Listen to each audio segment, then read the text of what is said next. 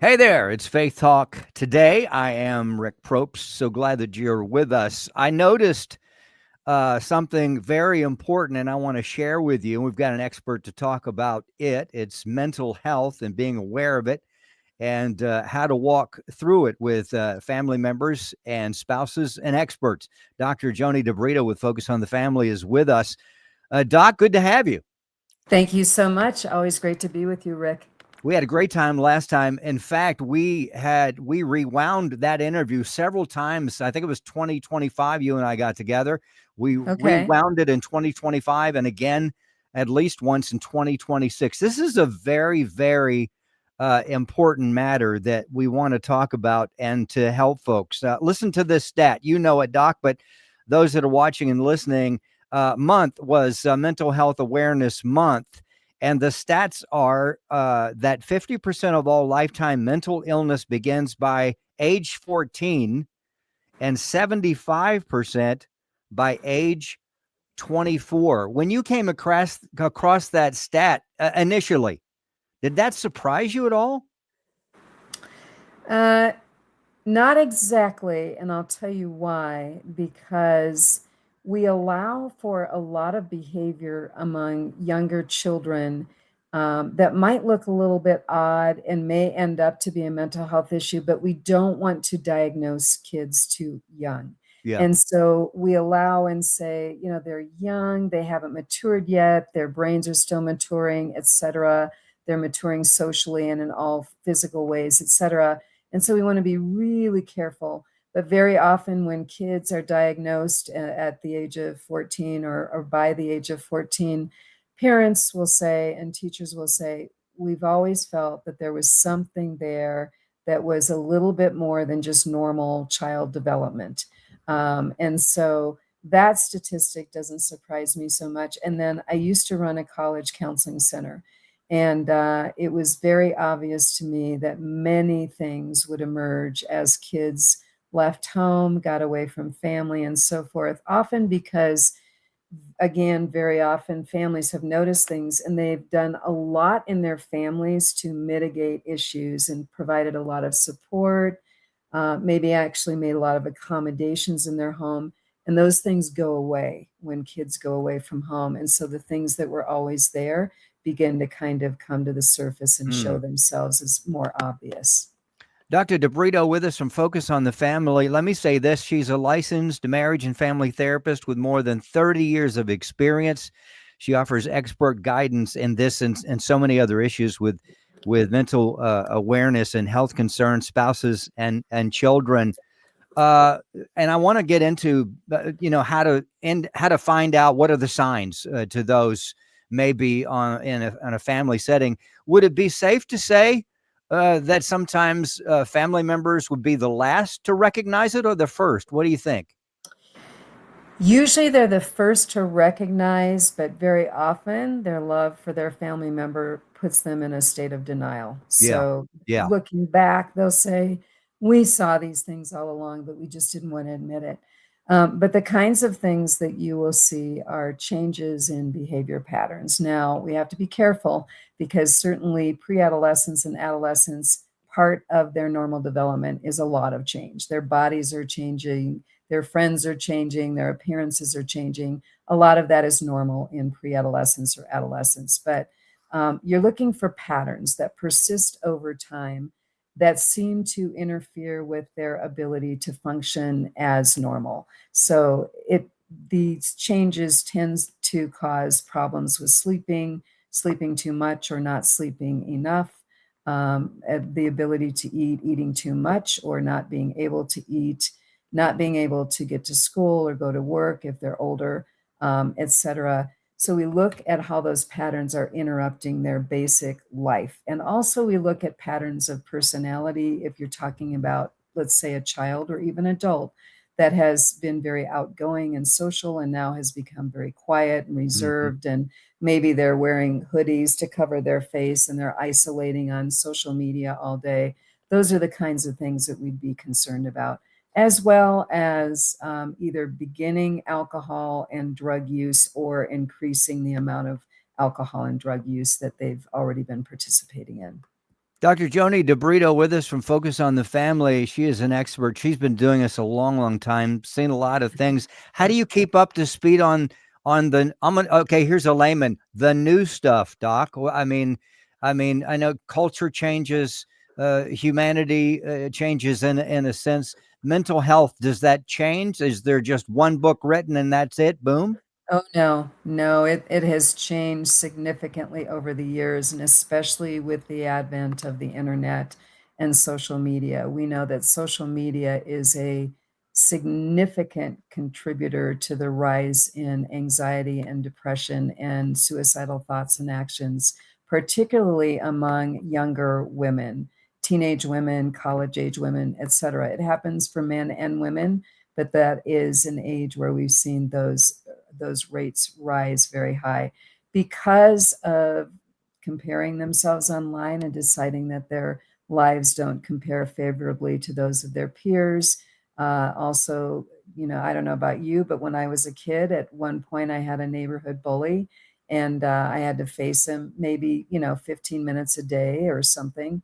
But online bullying happens 24/7, and you may have a popular person who has a very large following who decides to disparage someone, and all of their followers come along.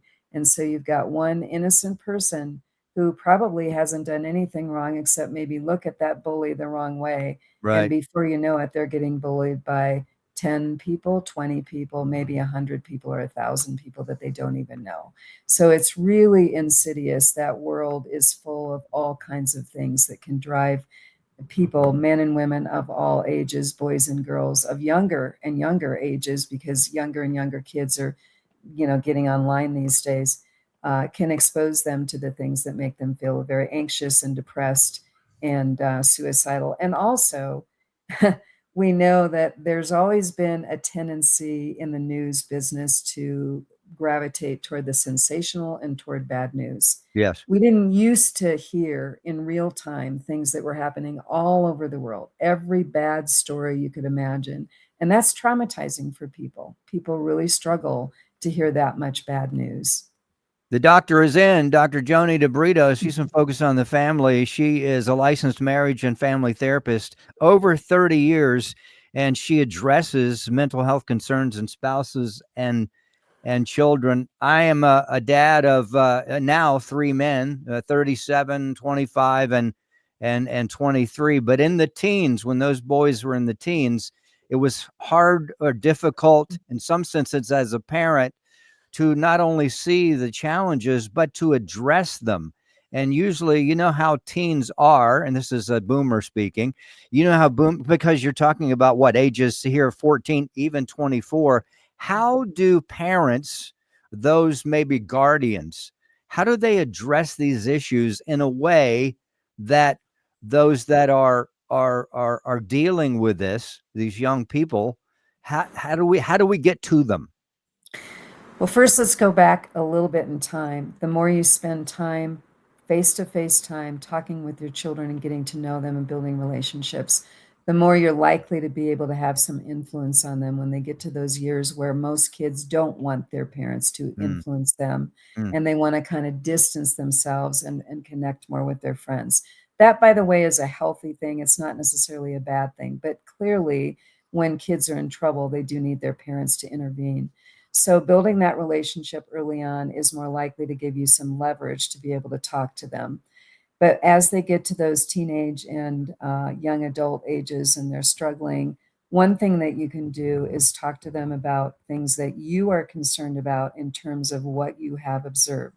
So you want to stay away from any labels. You don't want to say, I think you're depressed. I heard this thing called ADHD. I think you have that, what Mhm. have you, because that makes people feel very defensive. But very often, if people have a good relationship and they have some empathy for their parents, and you say, I'm scared, I'm worried for you because of what I've seen, and then you actually name the specific behaviors. I noticed that you used to have a large group of friends that you hung out with, and now there's only one person and you're only communicating online. Mm. I noticed that you used to be out doing a lot of things, working, being involved in activities, and you drop those activities and you've replaced those with online time, which is, as I said, again, what's happening with a lot of people. They're isolating. Um, I've noticed that your appearance has changed really significantly. And I kind of thought that maybe it was just a momentary thing you were going through, but it seems like it's changed really significantly. And then I would say something like, tell me about that. Tell me a little bit more. Can we talk about that? So instead of saying the who, what, when, where, why, or how questions, you use open-ended Open. questions to try to Yeah. encourage more discussion. So good, Dr. DeBrito. I love that. How is important for us, or how is it important for us as parents, grandchildren, guardians, to not want to get in the mode of I want to fix it right now and pivot to professional help? But you kind of walk us through through that whole thing. Yeah, I think it's really important to help kids understand that there are a variety of resources out there to help them. And we need to, first of all, um, get over the stigma of mental health, which actually has been getting much better recently because we've had many more people, as you know, actors, actresses, sports people, recording artists, etc., coming out and talking about their own struggles with their mental health. I think of Simone Biles Yeah. leaving the Olympics because of her mental health and how it was suffering. And who could blame her? I can't imagine the pressure on such a young woman of saying you're the greatest of all time. I can't imagine the pressure of having to live up to that. But good for her for speaking out. And so there's not nearly as much stigma. In fact, young people now are much more apt to seek counseling than their parents or their grandparents were. And so that's a good thing. But it's really important to let them know that those resources are available. And also, if they have any hesitancy, listen and ask them. The three things that most people will be afraid of is number one, they're going to put me on medication when I go Yeah. in and see them. Hmm. And Hmm. the biggest thing that people have to understand is only medical professionals can do that. And usually people aren't initially going into their doctors. They certainly can, but usually they're going to counselors and other people who are behaviorally trained. So I have, as you mentioned, I'm a marriage and family therapist, also a licensed clinical social worker, and I also have a PhD in psychology. And I just didn't pursue a licensed clinical psychology degree or license because I already had two licenses. But the point is, I am qualified to assess, but I am not qualified to prescribe medication, nor are any non-medical people in the mental health field. So that's unlikely to happen. And even when medication is advised, it's after a very thorough assessment and talking that through with a client, and if it's a younger person, with his or her parents, if they're of age, to make their own decisions, talking it with them. The second thing is that they have this kind of movie version of counselors that either they're bleeding hearts and they're just sitting there and crying with them and saying, I'm so sorry. And that can be a part of some therapy, that we express empathy, or they're yelling at them and telling them that they're wrong and they're stupid and being abusive, basically. Or it's kind of like the Freudian thing that they think they're going to lie down on a couch and someone's going to say, tell me about your grandmother, kind of thing, right? And so they have these misconceptions. So if you can kind of let them know, it's kind of like going to class. It's like going to another class. And instead of learning about mathematics or reading or arithmetic or history or whatever it happens to be, um, you're actually just learning about life. You're learning some life skills, etc. And then if they're still hesitant to go, you can say, I'm happy to go with you. And very often they will go if you'll go with them, because it's that initial meeting that they're afraid of. And Yeah. also, if they will allow you to go, then you kind of have an opportunity to assess the therapist as well. Yes. Yeah. So good. Dr. Joannie DeBrito. Doc, we're out of time. I hate it because I'd love to spend more time with you. You have to come back. You have a I number. will. We, of course, want people to go to focusonthefamily.com. There are resources there, but you have a number that folks can call here on the East Coast, 10 a.m. to 6 p.m., Monday through Correct. Friday, and ask for help. Talk about that real quick.